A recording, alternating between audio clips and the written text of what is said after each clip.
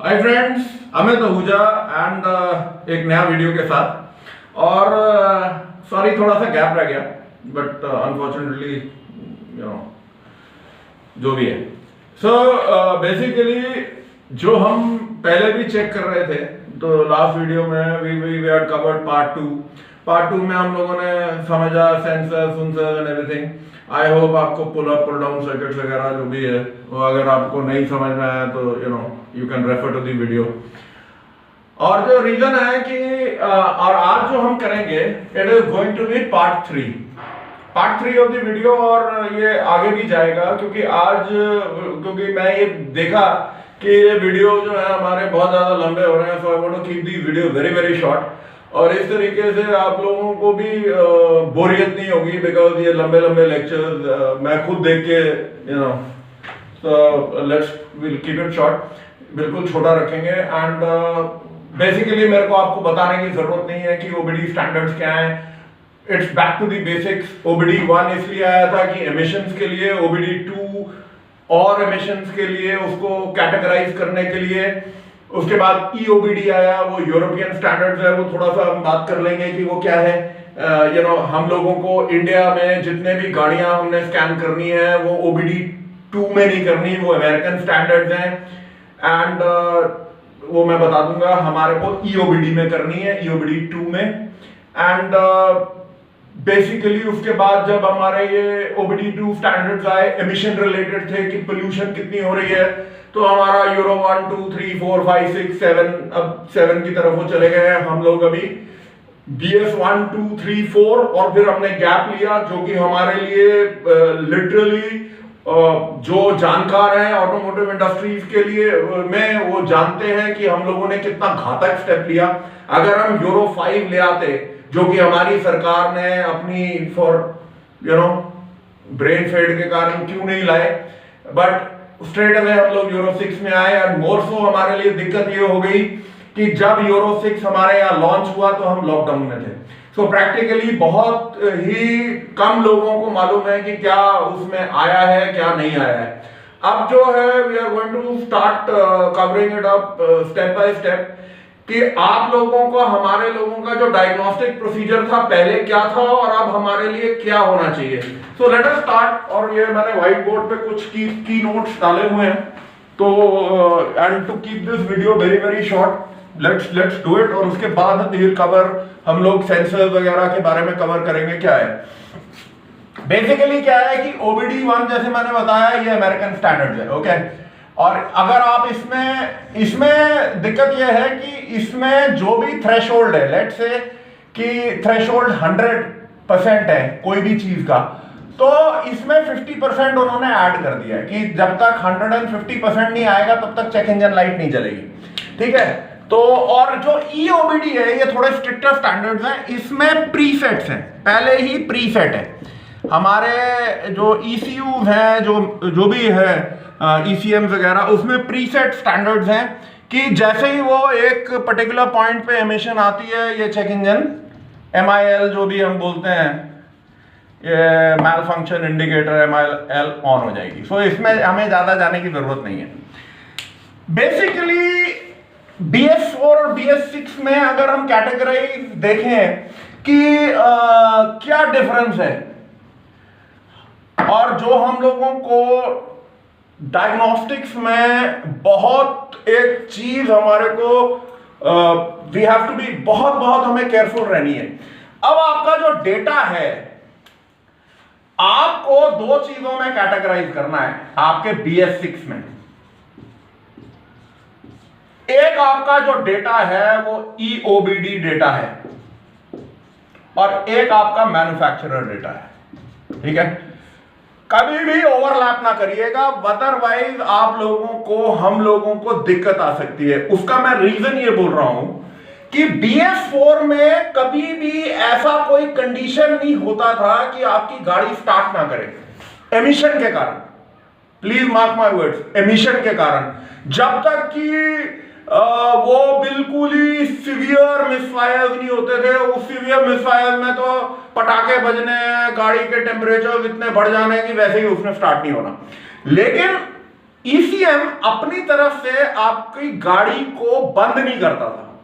वो अलग बात है, मेरे साथ आर्ग्यू करने वाले करते रहेंगे। हाँ, डेफिनेटली डीजल की गाड़ी में फ्यूल प्रेशर जब बढ़ते थे घटते थे, गाड़ी नो स्टार्ट कंडीशन है। आपके अगर बहुत ही ज्यादा कैटालिटिक कन्वर्टर का डैमेज दिखता है तो आपकी एमआईएल ज्यादा से ज्यादा जो होती थी वो फ्लैश करती थी। ओके, फ्लैश, एमआईएल ऑन हो जाती थी। एमआईएल ऑन होने से कभी भी BS4 तक की गाड़ी में हमारे को नो स्टार्ट कंडीशन नहीं आएगी, लेकिन BS6 की गाड़ी में हमारे को या तो नो स्टार्ट कंडीशन आ जाएगी या रिड्यूस पावर आ जाएगी, चेक इंजन लाइट ऑन हो जाएगी, फ्लैश भी कर लेगी, क्योंकि जो कैटालिटिक कन्वर्टर को डैमेज है और अगर नॉक्स बढ़ रहा है और ECU ये देखता है कि हम लोग बहुत ज्यादा ऐसा परफॉर्मेंस हो रहा है गाड़ी का, टेम्परेचर इतने बढ़ रहे हैं एंड एवरीथिंग की वो ये सारी चीजों को डैमेज कर देगा, वाइटल कंपोनेंट्स को, तो वो गाड़ी की नो स्टार्ट कंडीशन है। तो बेसिकली मैं कह रहा का ये मतलब है कि अगर आप गाड़ी की डायग्नोसिस शुरू करते हैं, प्लीज गो इनटू EOBD। पहले स्ट्रेट अवे मैन्युफैक्चरर में मत जंप कर लेना। EOBD में आप देखिए, क्योंकि हमारा जो BS6 है वो टोटली एमिशन रिलेटेड है। जितने भी इंजन के आपके कंपोनेंट्स चेंज हुए हैं वो एमिशन को कम करने के लिए हुए हैं। जो आपके फ्यूल में चेंजेस आए हैं वो एमिशन को कम करने के लिए है, और एमिशन को कम करने के लिए आपका ऑन बोर्ड डायग्नोस्टिक्स को पढ़ना, EOBD2 का डेटा पढ़ना बहुत ही जरूरी है, राइट।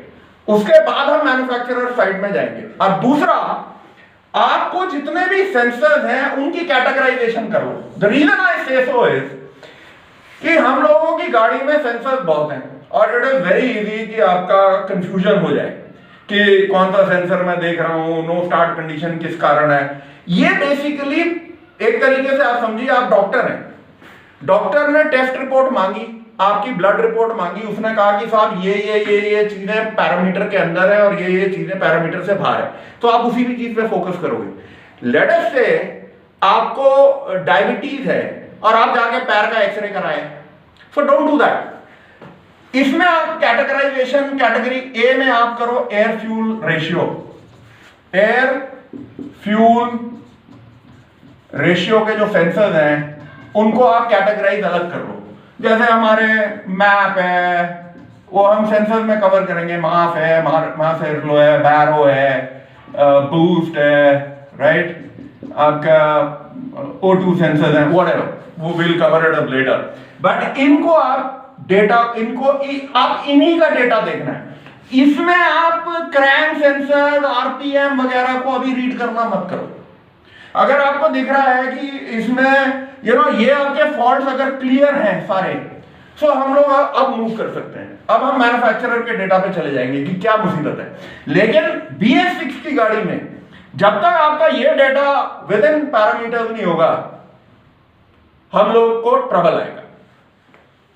सेकेंडली, आपके जो कोड्स हैं, कोड्स आपके 3 तरीके के होंगे। इसको मैं थोड़ा सा क्लटर को हटा दूं।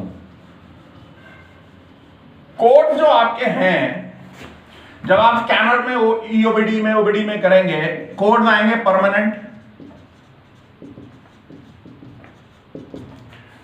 आपके कोड आएंगे स्टोर्ड,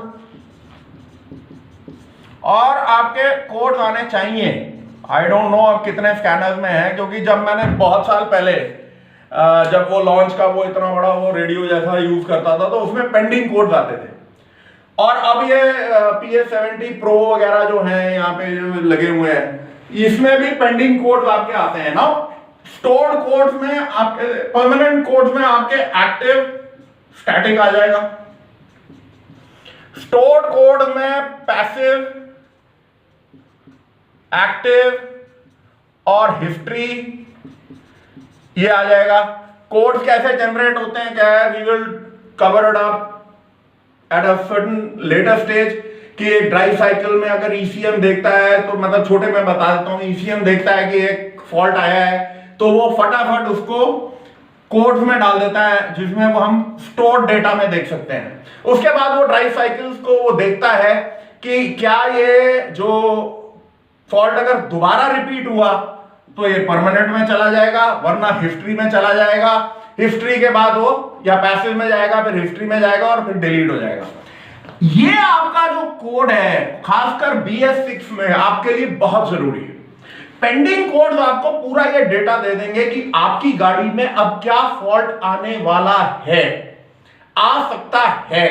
एंड ये आपके लिए, आपके आने वाले डायग्नोस्टिक्स के लिए बहुत इंपॉर्टेंट है, क्योंकि इसमें क्या है आपको खुद भी पता है कि क्या होगा, और आप अपने कस्टमर को भी बता सकते हो कि बॉस इसमें ये प्रॉब्लम है और ये पेंडिंग कोड्स में दिखा रहा है। अब इसमें दो चीजें हैं, अगर ये दोबारा रिपीट नहीं हुआ तो ये हिस्ट्री में चला जाएगा, और अगर ये कोड रिपीट हुआ ड्राइव साइकिल में तो महाराज ये परमानेंट में आ जाएगा, स्टोर्ड कोड में आ जाएगा।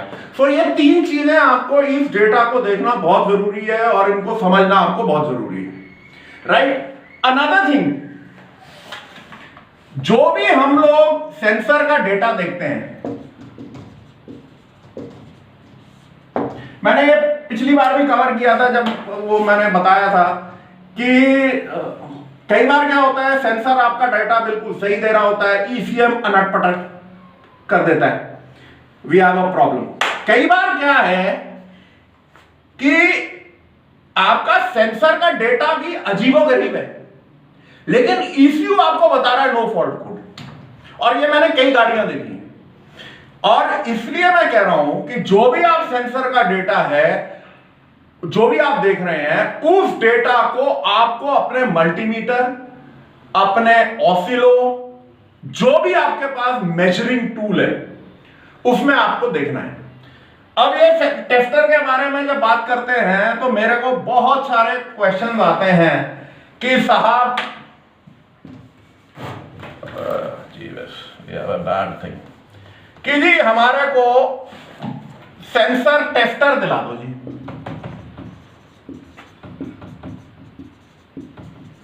अब मेरा क्वेश्चन आप लोगों से यह है कि जो हम वो जी ऑटो का या जो भी हम देखते हैं, क्या वो सेंसर टेस्टर है? जी नहीं, वो आपका सिर्फ सेंसर डेटा चेकर है। इसके अलावा वो कुछ नहीं है। वो आपकी वोल्टेज रीड करेगा, वो आपकी फ्रीक्वेंसी रीड करेगा, वो आपकी ड्यूटी साइकिल रीड कर देगा। आपको कैसे मालूम कि आपका सेंसर जो है वो सही है कि नहीं है? ये किसी भी तरीके से, और ये हम लोगों की भी गलती है, हम टेक्नीशियंस की, और खासकर मैं अपने ऊपर भी लेता हूं कि जो उन्होंने लिखा हमने भी बक दिया विदाउट गेटिंग इनटू कि भाई एक्चुअली क्या है। और मैं आपको एक बात बता दूं, आपका जो सेंसर है, सेंसर में हम लोगों को इंटरनल रेजिस्टेंस चेक करनी होती है।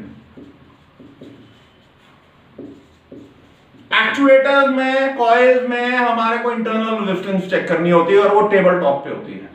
At no point of time ये हमारा सेंसर चेकर जो है, टेस्टर जो है, ये कुछ भी कर सकता है। So let's be very clear. Better ये है कि आप अपना एक अच्छा मल्टीमीटर लो। अभी मैंने अपने लिए एक लिया है, एंड लेट्स सी, ये देखिए कि अगर मैं लेट्स से इसको वोल्टेज में करता हूं, लाइट मैंने ऑन कर दी। इसको मैंने इसलिए करा कि अगर आप मेरे मल्टीमीटर के लेसन्स को देखें तो मैंने कहा था कि मेरे को वो स्कैनर चाहिए, मतलब मल्टीमीटर चाहिए जो मिली वोल्ट्स नाप ले। मैं मिली वोल्ट्स नाप सकता हूँ। द ग्रेट थिंग इज कि लेट्स से मैं वोल्टेज DC पे रखता हूँ और मैं इसको फ्रीक्वेंसी पे ले जाता हूँ, ये फ्रीक्वेंसी भी नाप रहा है, और मैं दबाता हूँ तो ये ड्यूटी साइकिल भी नाप रहा है। और जाहिर सी बात है मैं रेजिस्टेंस भी नाप सकता हूँ, जाहिर सी बात है उसके अंदर जो डायोड्स हैं उनको भी नाप सकता हूँ। मेरे को ECM VCM में चेकिंग करनी है, मैं उनको भी नाप सकता हूँ, एज कैपेसिटर्स एंड एवरीथिंग। तो मेरा कहना है ये आपको अमेजोन पे 8,800 रुपए का मिल जाएगा। तो आप ये जस्ट सेंसर डेटा जो चेकर है उसके चक्रों में ना पड़ो। आई होप ये छोटा सा video helps, and we will go into the part, ये पार्ट 3 है। पार्ट 4 में हम लोग ये जो AFR के सेंसर हैं इनको हम डीपली कवर करेंगे कि इनमें क्या आपको देखना चाहिए, चाहे वो 2 वायर्स हो, 3 वायर्स हो, O2 सेंसर्स हो, नैरो बैंड हो, वाइड बैंड हो, और उनके चेकिंग प्रोसीजर्स क्या है।